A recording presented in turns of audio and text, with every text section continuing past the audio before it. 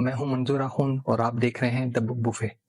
آج ہم جس کتاب کا ریویو کر رہے ہیں اس کا نام ہے خطبات بہاولپور۔ بیسیکلی خطبات کہتے ہیں، خطبے کی جمع ہے خطبات، اور بہاولپور میں جو خطبے دیے تھے یہ وہ ہیں۔ حمید اللہ صاحب فیبروری 19 2008 میں پیدا ہوئے حیدرآباد دکن میں۔ اس وقت حیدرآباد دکن کے اندر انگریزوں نے اپنے پیر جما لیے تھے، تو ڈاکٹر صاحب دل برداشتہ ہو کے وہاں سے ہجرت کر کے فرانس آ گئے، پیرس، اور وہیں پر ہی انہوں نے اپنی سکونت اختیار کی۔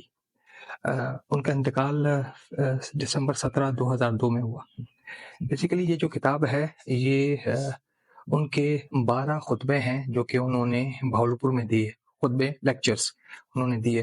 1980 میں عبد القیوم قریشی جو وائس چانسلر اسلامیہ یونیورسٹی بہاولپور کے تھے، ان کی ریکویسٹ پہ ڈاکٹر صاحب ادھر پاکستان آئے بہاولپور میں، اور انہوں نے 12 دن میں 12 اپنے لیکچرز دیے۔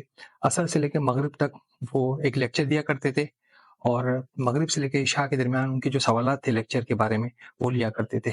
یہ 12 لیکچرز یا خطبات جو انہوں نے دیے ہیں وہ ہماری تاریخ کا بہت بڑا سرمایہ ہے۔ یہ جو 12 لیکچرز دیے وہ اس طرح ہیں۔ پہلا لیکچر جو انہوں نے دیا وہ تاریخ قرآن مجید تھا، ہسٹری قرآن مجید کی۔ پھر دوسرا لیکچر تھا ان کا تاریخ حدیث شریف، پھر تھا تاریخ فقہ، اور چوتھا جو لیکچر تھا اصول فقہ و اجتہاد، تاریخ اصول فقہ و اجتہاد۔ پانچواں تھا اسلامی قانون، اور چھٹا تھا دین میں عقائد، عبادات اور تصوف، تینوں انہوں نے ایڈ کیے تھے۔ اور جو ساتواں تھا عہد نبی صلی اللہ علیہ وسلم میں مملکت اور نظم و نسق، کس طرح انہوں نے مملکت چلائی۔ اور آٹھواں تھا عہد نبوی صلی اللہ علیہ وسلم میں نظام تعلیم۔ نواں تھا عہد نبی صلی اللہ علیہ وسلم میں نظام دفاع اور غزوات۔ اسی طرح 10واں تھا عہد نبی صلی اللہ علیہ وسلم میں نظام تشریع و عدلیہ، اور جو 11واں تھا وہ نظام مالیہ و تقویم۔ اور جو لاسٹ تھا 12واں خطبہ تھا وہ تبلیغ اسلام اور غیر مسلموں سے برتاؤ۔ بیسیکلی ہمیں یہ پڑھایا گیا تھا کہ قرآن مجید کو کمپائل بہت بعد میں کیا گیا ہے، یا حدیثوں کو بہت بعد میں کمپائل کیا گیا ہے، لیکن سچ ایسا نہیں ہے۔ اس کتاب پڑھنے سے پتہ چلتا ہے کہ نبی پاک صلی اللہ علیہ وسلم کے دور میں ہی نبی پاک صلی اللہ علیہ وسلم جب کوئی وحی نازل ہوتی تھی تو اس کو لکھوا دیا کرتے تھے۔ سم ٹائم لوگ چھال پہ، درخت کی چھال پہ لکھ دیا کرتے تھے، یا چمڑے کے کسی پہ لکھ دیا کرتے تھے، اور اس کے بعد لکھنے کے بعد نبی پاک صلی اللہ علیہ وسلم کو سنایا کرتے تھے۔ اسی طرح حدیث بھی اسی دور میں لوگوں نے جمع کرنا شروع کر دی تھی۔ تو بہت خوبصورت کتاب ہے، اس کو ضرور پڑھیے۔